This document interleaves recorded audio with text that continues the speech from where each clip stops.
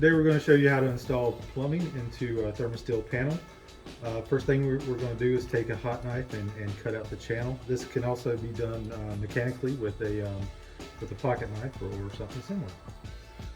Alright, the next step will be to remove the material from back of the stud, which can be done with a screwdriver.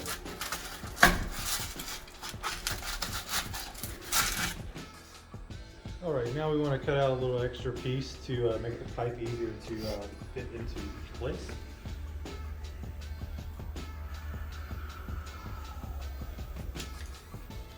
Now that you've cut out your EPS and your channels are in place, you can come in with your pipe together.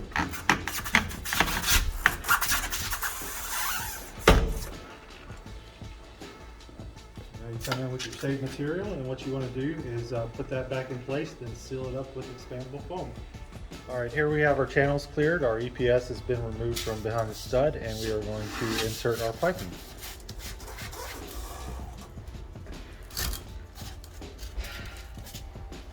Now that we have our piping in place, we're going to finish the wall by reinserting the excess the material removed and sealing with the expandable foam.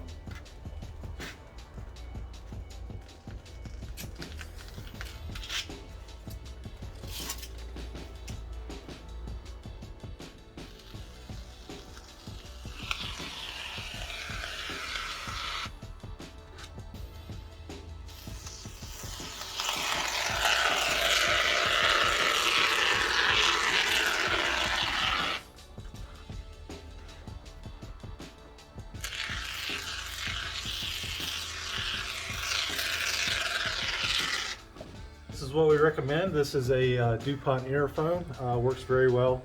It is readily available from local hardware stores. Alright, the last stage in the process, you want to, after the foam is dry, cut away the excess material. Once that's done, you are ready to install your drywall.